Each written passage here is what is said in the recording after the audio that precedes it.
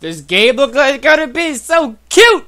Rising from the ashes, coming at you live, another exciting video. It is Phoenix Games. What's up, YouTube? We're gonna play Narcissu. If that's how you say it, I'm not Japanese. I'm not good with Japanese, so if I said it wrong, I'm sorry. You can get over it. Anyway, this looks really good. It looks adorable. She looks adorable. Look at her face. Look at it. Look at it. She looks adorable. Let's go. Select title. That one. The first one. What? What? 眩しかった日のこと。そんな冬の日のこと。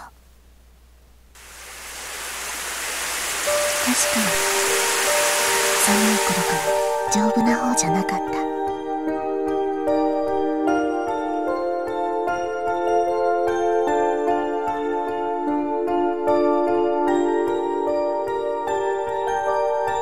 Oh, I have to read now? Okay. But even so, I went to grade school normally. During vacation, I played until I was tan, very dark. June. Soon after entering middle school. The day after we ordered swimsuits for the swimming class that would start next month. That time was the first time I experienced being admitted into a hospital. Just a little before the first semester midterms, a day where the rain that started to fall felt awfully cold.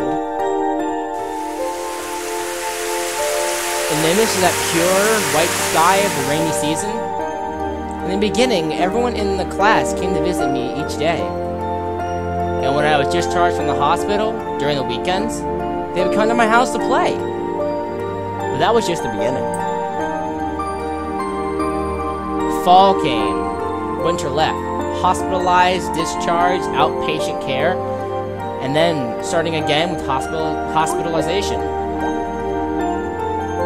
Classmates who once were called friends, at some point became acquaintances, and then turned to strangers.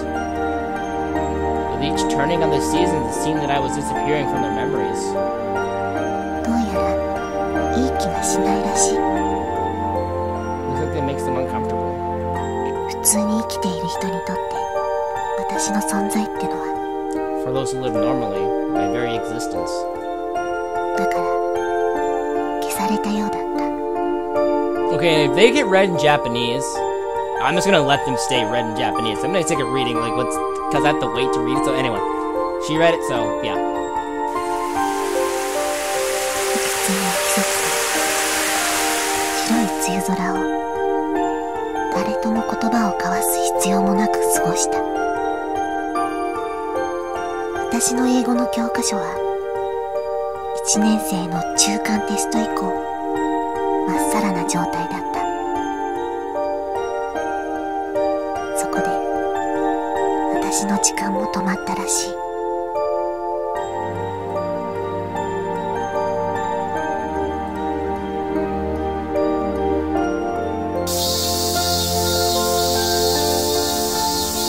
8 years later, 2004, early summer protagonist. Summer, blowing sweat. Sweet, sweat, sweet, sweat, sweat. In the driver's license examination area, a large electronic bulletin board was installed. All at once, the lights came on, and like everyone else there, I searched for my own number. 237, 237. Scanning among the mostly lit light panel, I found my own examination number. Because it was just past midday, the train car was quite empty. And in that empty car, I was on the way home from the examination center. In my left hand was a traffic regulations manual I had just received. In my shirt pocket was a brand new license. With this, I am also normally licensed, eh? I murmured somewhat seriously, but didn't feel any particular strong emotion.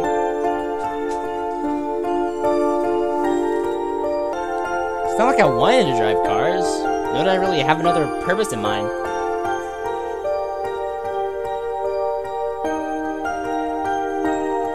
It was just people around me were going to the training center and had recommended that I at least get a driver's license. That night, when I reported to my parents that I had gotten my license, is that so? Was a short reply. As an experiment, I tried saying that I wanted to borrow the car, and just as shortly came a can't. It was like I had wanted to drive the car, but the responses were exactly as I had imagined. They were those sorts of parents. The next day, upon waking up, my chest hurt, and so I was taken to the hospital. Normally, I had little to do with things involving sickness. That's why waiting in the initial waiting room felt extremely boring.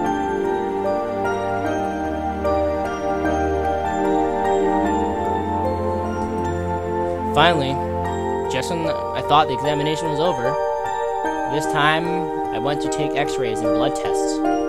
Was made to go. What? On top of that, for a long, long time, I was made to wait in boredom. Without noticing, I finished reading 3 books of manga that was in the waiting room, and was reaching for a 4th. And just like that, I was made to do the paperwork for being admitted into the hospital. The brand new driver's license that still lay in my shirt pocket. It looked like the time for its debut was a ways off. That's sad. Autumn 2004 protagonist 2004 autumn, whatever. Around one of those very noisy, they've never been able to say that word, cicadas had stopped crying. I don't know.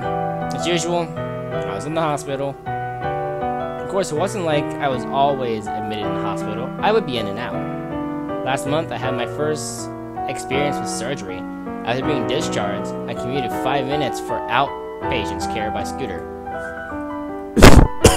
Sorry about that. And even from then on, admitted, discharged, outpatient care, gradually moving to being admitted again. I didn't know anything about PET or Iris what, but I noticed through the comings and goings that a number of months have passed. In exchange with my decreasing appetite, the types and amounts of drugs increased. Even I could see with my own eyes that my strength was declining. My legs felt a bit thin, but that's not your imagination. The needle on the scale would tell me. And yet, I was looking at myself somehow objectively. As if watching a stranger, like looking at a single scene on a television. Sudden things that happened to my body, my head couldn't keep up with them.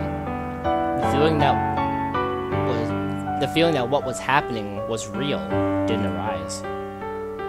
And so, even though it was supposed to be my own body, I can only watch myself from afar with cold eyes. Protagonist, Winter, 2004. Jeez! Ah! Winter. Around when Christmas trees were disappearing from the streets. Perhaps it was due to it being the end of the year, but I was allowed to return home. In the end, it seemed to be only temporary, but even then I was a bit happy. In a mix of rain and sleet, I returned home for the first time in a while. For some reason, everyone in the family was gathered. Even though my parents normally didn't speak much, while being a bit stiff, they smiled at me. Little sister, who I always argued with, made my favorite cream stew and fried shrimp. Sat next to each other in the kotatsu. They peeled mandarins for me. They were excessively kind. That was the impression it left. During this time, I had just a bit of realization. Still left in the pocket, that brand new license. That license, without giving rise to any particular value, might expire. Practical value. While having stiff, unnatural smiles directed at me, calmly, vaguely, rather simply, I thought of that. as if thinking of someone else. January 2005. New Year came and I were returning into the hospital. For some reason on the day I didn't go to the 4th floor, but instead to a conference room. Was made to go. What?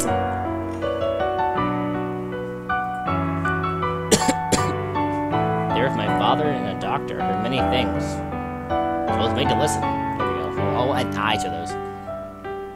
It was that thing called notification, probably. They had an indirect. They had an extremely indirect way of speaking. But in the end, it seemed like I was going to die. I see. That was why I was only able to reply with that.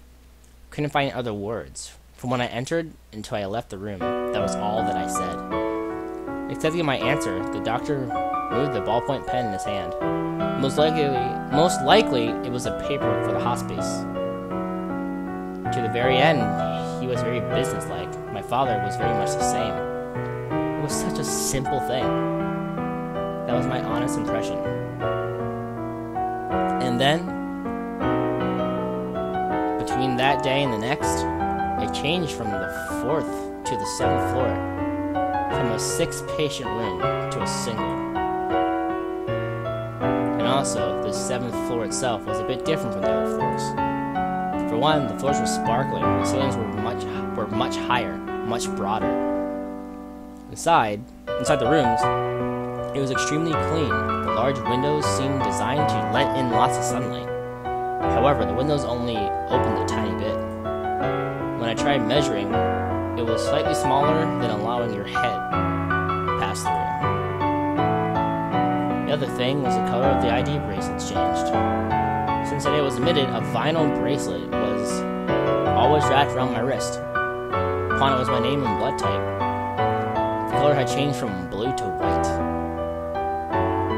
High ceilings, white vinyl bracelets, windows that could only open 15 centimeters. The day I was transferred to the 7th floor, it was when the boring New Year's programs were still being broadcast.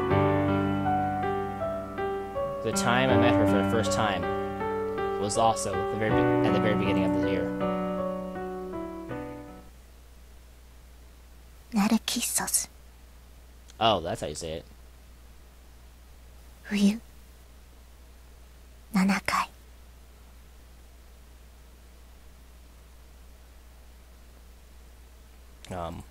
Oh, I had to click. Across the hall, facing the nurse's station, was a lounge-like place. Left in that unpopulated place were a number of sofas, folding chairs, and a large television. On that 20-inch CRT, a meaningless New Year's program was running. Watching that boring television was an equally bored expression was some girl. She had a small build and wore pink pajamas. Her wrist had, just like I did, a white bracelet. Hair that was to her hips left an impression. Hey you, is that interesting? There wasn't with any particular deep meaning. Since there was no one around, I tried speaking to her profile. 別に Not particularly. That was all that she replied with. She didn't even turn towards me, even though I had spoken to her. Perhaps she had absolutely no interest in me. She continued to gaze at television with a bored look. If it's boring, you don't have to watch it. As I thought, I also sat down in a folding chair. Sitting next to her, gazed at television. There was nothing else to do. Nothing else I could do. Quietly, we continued to gaze at the television. On the screen were the usual New Year's programs, pathetic impersonations, and parlor tricks. Occasionally ringing out the host's stupidly high-pitched laugh in a pure white sunlit room, it dryly reverberated. あなた Jeez, I'm sorry. Suddenly, the girl spoke to me while still gazing at the television. あなた何回目 time? What does that mean? ここに7階に来たの。 Sorry, I don't understand the meaning of the question. そう、初めてなんだね。 It seemed that at my inability to understand what she was saying, she had up and gotten satisfied with that じ judgment. ゃあ他に誰もいないし、私の役目だから。 Duty. そういうルールなの。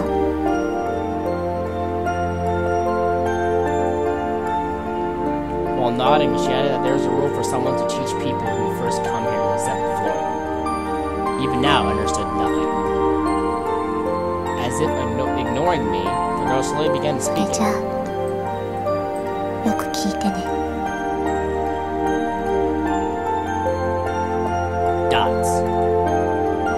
The girl's words came by ones and twos. They were slightly different compared to the doctor's speech that I had heard up until coming here. In that business-like speech from the doctor, it was said that this was a place... Sorry, I had to yawn. It was said that this was a place to await the advancement of medicine. It also called a place for healing the heart. Most likely, broadly speaking, that was probably correct. However, from what the girl said, that was a facade. This 7th floor was within the hospital, but was the only place that didn't give treatments.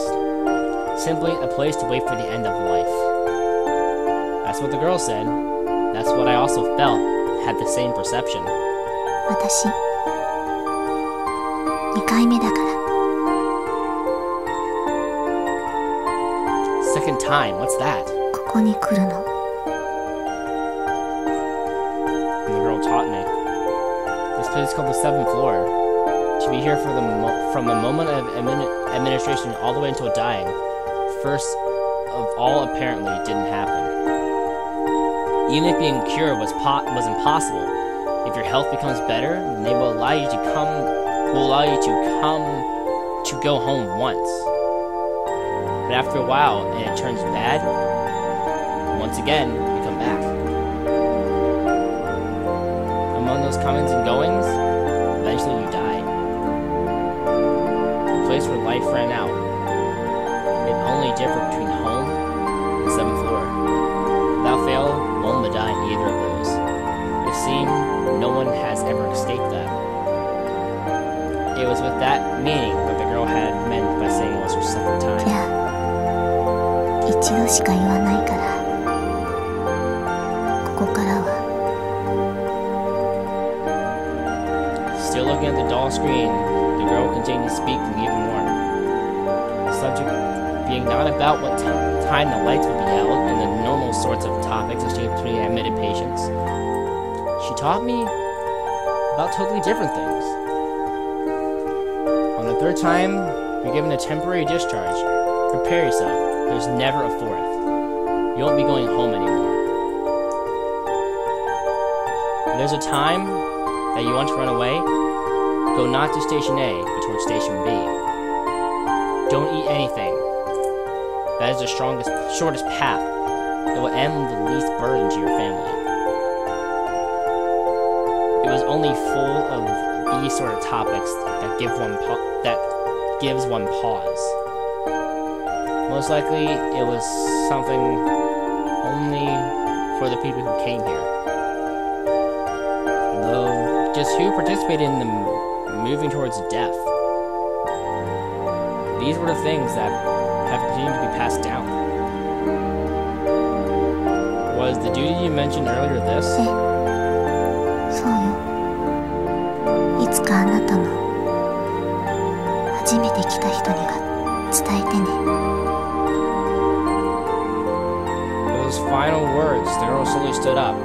Gently, her long hair swayed and brushed the tip of my nose. じゃあ検温の時間だから。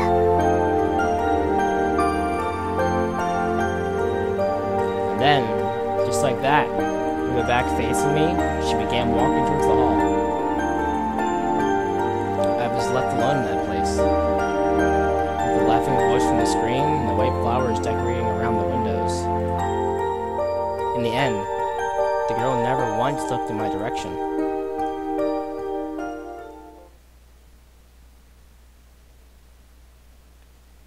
From them, when a few days have passed. Till next time, YouTube. Stay fiery.